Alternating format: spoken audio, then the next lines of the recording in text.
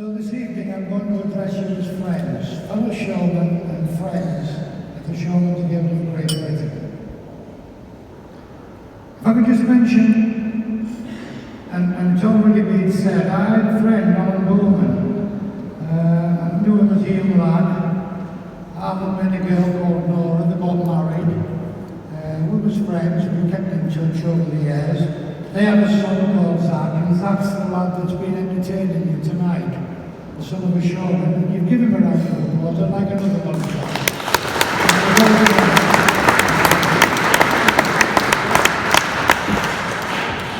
You know, when you sit and you think about, well, where are you going to start for this?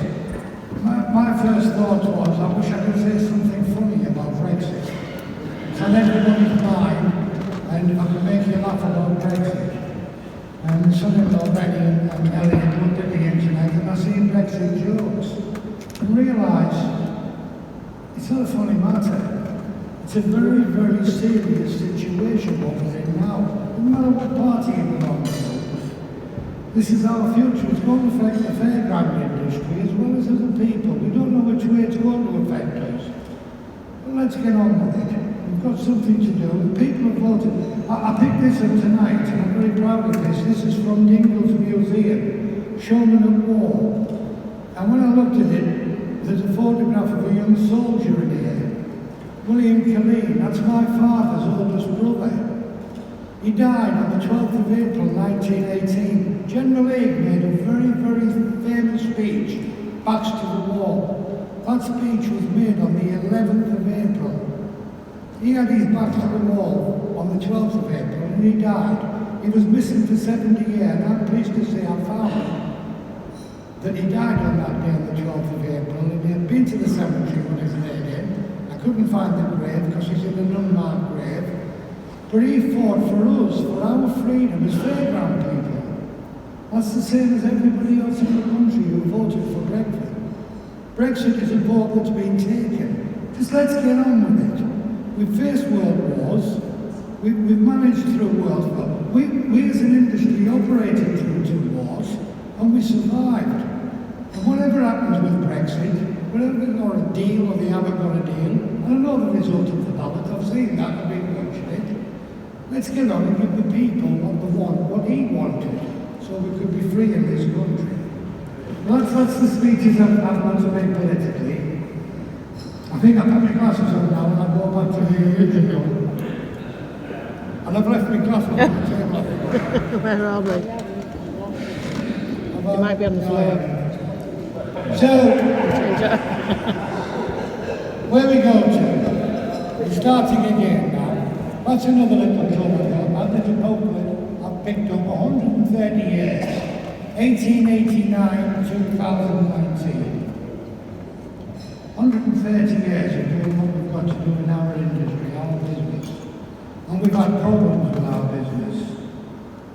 Started in 1899 because of the biggest problem we ever faced. We had an MP called George Smith. I think he was from Walsall. He just had a bill passed where that he'd stop people living in barges 12 months of the year. Barges, he called them. And he stopped them when he was successful by introducing this bill. So he looked at caravan dwellers, which affected showmen, it affected Romanese, it affected circus people. And he wanted to produce this bill to affect them so they could be restricted a lot. It would have been horrendous if the bill had went through. There was health issues, there was education, a million things would have been difficult. So about 40 showmen gathered together in a pub in Salford, the Black Lion Hotel, and they formed the Band Dwellers Association. Now a lot of people in this room know that. And I have spoken to people tonight, and this is their first year, so I'll concentrate on them people that don't know us. The Band Dwellers Association was formed, and they challenged Mrs. George Smith, and they were successful. They changed the name of that from the Band Dwellers Association to the Showmens Guild of Great Britain. For many years, we had many problems, and they fought together. I think in the first form, there was about 40 members at that meeting in the Black Lion. and that was the committee, was about 40 members. That grew and grew to the Showmens Guild and covered 10 sections of the guild, and those sections are represented here tonight. 127 years passed, and we've got over all the problems. 2015 came along. 2015, David Wallace was president. We had a letter from the Office of Fair Trading. Office of Fair Trading said they didn't like our rules and had complaints and they wanted to change some of the rules. We've been through this in 1992 when the Office of Fair Trading challenged us. We had a questionnaire to fill in. There was 50 questions. We answered them. Went on for 18 months. I think past President Billy Whiteleg was here tonight. Billy Whiteleg was then the president of the Showmens Guild in 1992. And we got over that earlier. In 2015 it started again. But it was slightly different. It was complaints went in about our rules. It was quite a little bit different because the Office of Fair Trade ceased to exist and the Competition and Markets Authority was coming in. Competition and Markets Authority came in, we had a meeting. Quite a little, it was okay, we were talking. And we didn't think there was much problem to that. But it became serious. They picked on rules they wanted to take out of the Showmens Guild. Picked on rules that we would fail. No way could we manage without them. One rule was the established rights rule, where you can establish a right if you attend twice. It's a bit like the Football Association with the 40 divisions, what they had. On the high street with the large shops that goes down to a market stall. We have that in the fairground industry. We've got different levels. We've got the high-powered showman with the white-knuckle rides, and we've got the man with the hookah stall that makes a living doing what he's doing. But with our rule, established right, we made us equal. But not only did it make us equal, it helped us to establish a run of fairs that we could develop our business. And when you're talking about a high-tech rides that we have today, this is because of that rule, because we've got the bank's representative here tonight with us. We've got the finance people that finance our rights. And if you can establish a right, and you can go on and you have to go to the banks or the finance company, you can prove that you can service a loan, then you will get the loan what you need to keep our machinery in pristine condition into the new stuff that's on the road today, what people want. Take established rights offers, and we've lost that straight away, we can't do it. The bank's partners, the finance company partners, we beat them on that. They couldn't go any other way but to support us on that. Time and distance, they said, you can't have time and distance when another showman comes in. Well, that's all right, but every local authority or every town, no matter where you are, have a local gala or a carnival. And that's formed mainly because of a charity. Little Tommy wants to go to Florida, or somebody going with cancer and they've got to be treated in America. So people organise these galas and carnivals so people can go to these. With time and distance, we can stop people coming in and pinching the profits. We can control it, so you've got everything that comes off that. So time and distance, every market town, if you've got a market ticket, every market town has a time and distance legally. There's no problem. Usually about 7.5 miles, 8 miles. No, you can't have that. But we proved it. We could. And we beat them. Rival fairs, exactly the same thing again. We didn't want rival fairs because we don't want people knocking on your doors every 5 minutes to put a fairground next to the fair we've got, or for people who live in houses and got fairs every 5 minutes outside of the front door. So, rival fairs we had. The biggest one we had was membership. They didn't like the idea that we have to have a proposal in the second day. Well, that's okay. You know, we can take people in and take the word on and do the yard. We have had applications coming throughout the country, and it's becoming a problem. One of the things is now we insist that if you've got a criminal record. Well, if you've got a criminal record and it's spent, well, there's nothing against that. You've served your time, you deserve a second chance, you can do that. But the minute we've mentioned that to some people that's applied, as soon as we mention that, they drop out. But why do they want to be a member of the guild? Why do they want to join us?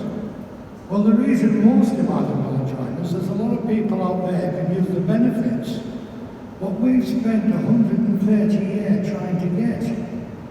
Benefits like MOT on certain vehicles. We have an exemption. Fairgrounds have an exemption. Now you might have somebody who runs a small haulage business that might pick up on this.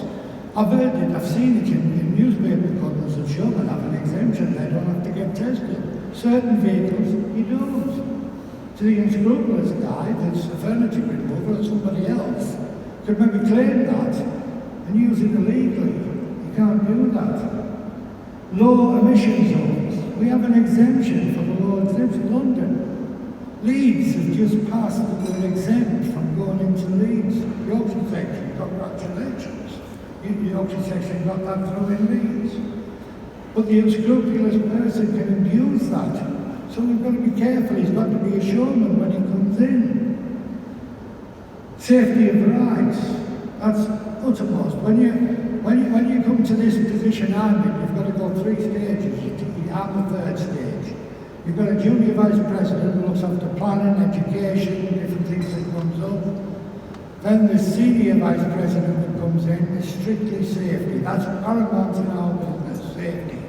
We had a terrible year, we had a fatality this year in our business, affected not only that family, God bless them, and everybody else in that family was related, but also it affected us as showmen because we want to take your kids off you, entertain them, give them back with a smile on their face.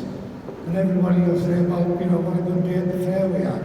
When you get something go wrong, then it hurts every individual showman on the road and the family that's actually suffering through this, that had this accident.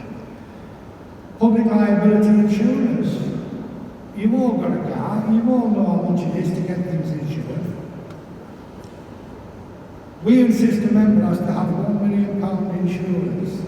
We can give a member then £9 million top up. So you've got £10 million. We've got 2 days meetings in Central Council this next 2 days. 2 days meetings we've got altering, bringing in new rules, altering rules, introducing bylaws. That's what we're doing over the next 2 years. We're talking about increasing the insurance.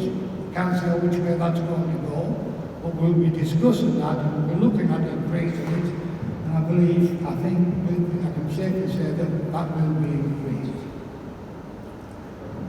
A silly thing like rebated fuel, gas oil, red diesel.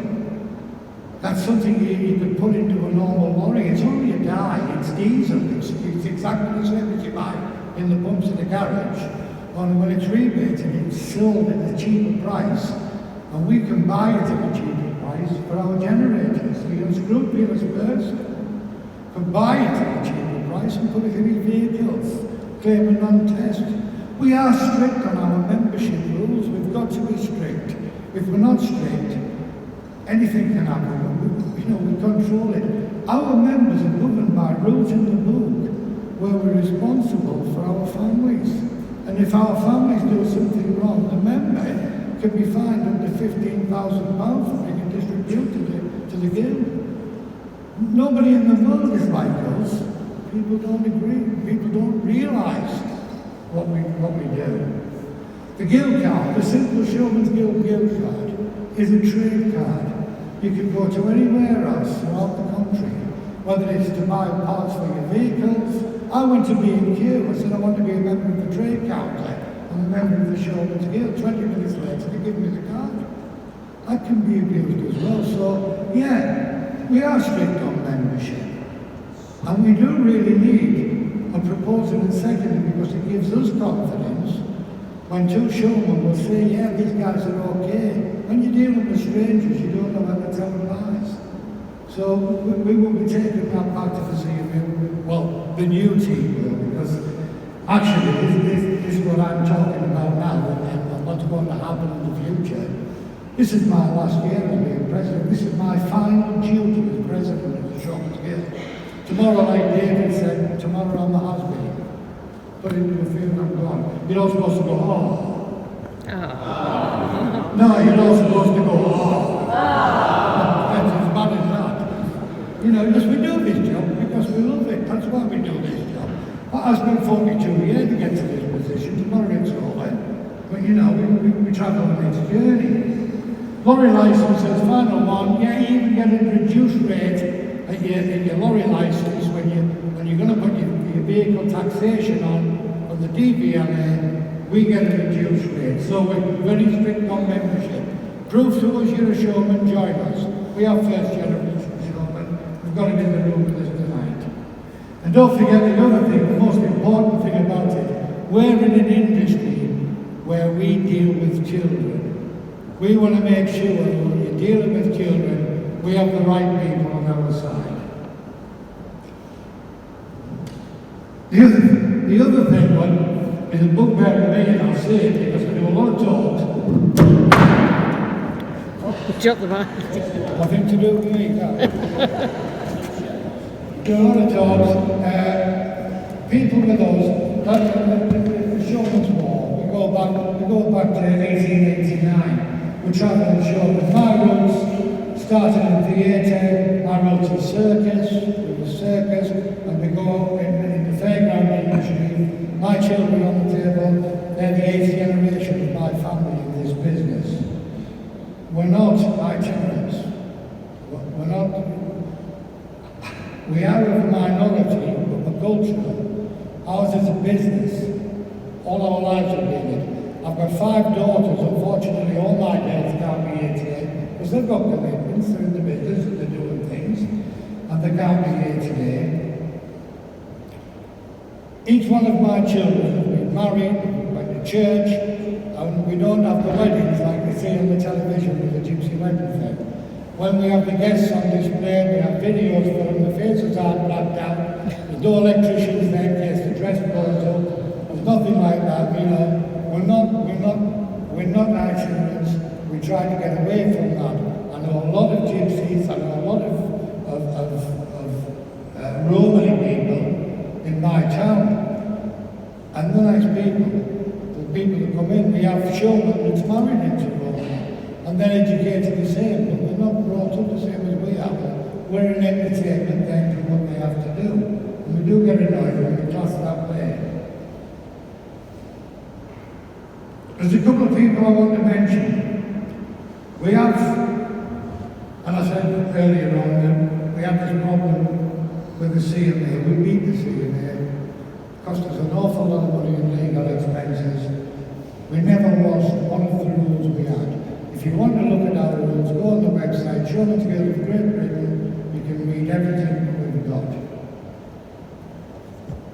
But there's people that help us to do that. I've worked over the last 3 years, I've been doing this 6 years now, we worked together with this from 2015, first with David Wallace when he was president, David moved on, and then I moved in as president, Philip Paris from Scotland, John Thurston from Eastern Counties, and we had a deal from day one that we was going to work as a team. If we was going to beat this thing, we had to be deal.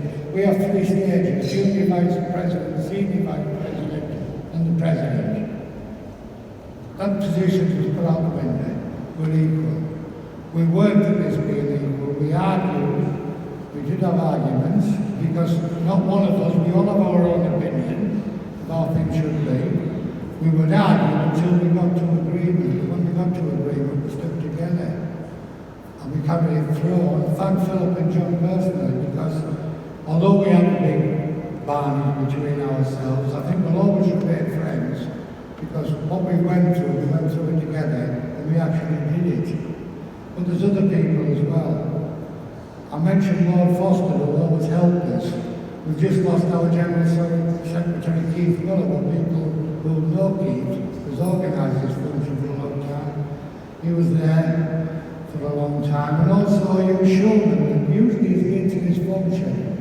And when I say young showman, you do that when you get to my age. But John Whiting from Luncheon was sadly he passed away. And he was one of the lads who used to come here. He was a young man. He worked with us. And you know, we'll miss them for the input they've had in the past. But we have other people as well. I mentioned really widely. Raymond Emerson, past president. Person you never see me mention is our Sergeant at Arms. We have a Sergeant at Arms who keeps order in the meetings. Sergeant at Arms is from Lancashire, where the guild was formed, where we started from in 1889. We've got Gordon Cook Sanders now. I'm not going to ask Gordon's age, but Gordon Cook gave me a guild book of the year I came into the guild. I'm 71. When I was 18, Gordon gave me a guild book of the year when I came into the guild. Gordon Cook was a Central Council delegate then, from the years ago. God told us to stand up, you deserve.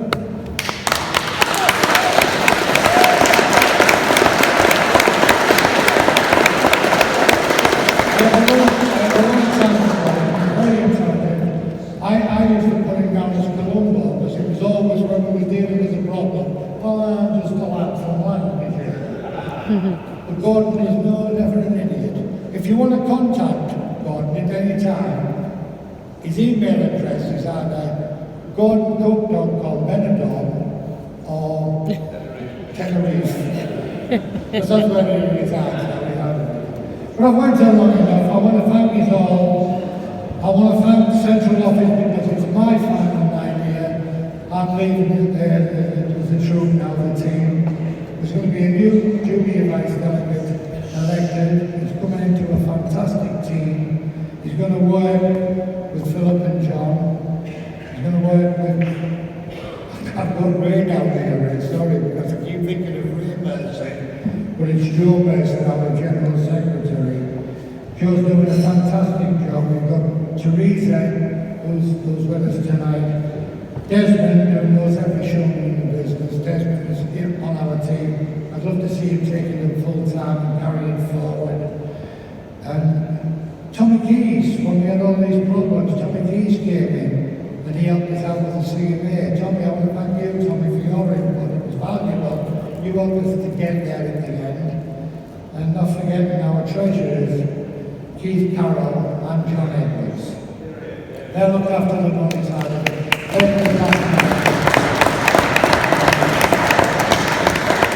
want to finish it off. I want to thank you for attending. The Asbeen MPs came in early just to show the self and say, look, we're sorry we can't be here. It is a very important debate. We know what's been going on. We thank you for this came afterwards. Amongst us, thank you very much for that. I want to thank this hotel, Labour Hotel, this building, for the staff that we have presented everything to us, and the food, the service, Guy, the Toastmaster, everybody else involved. And on that, I want to raise my glass. I want every showman to stand up from all the sections of the show. And I propose a toast to our guests. Thank you for your attention.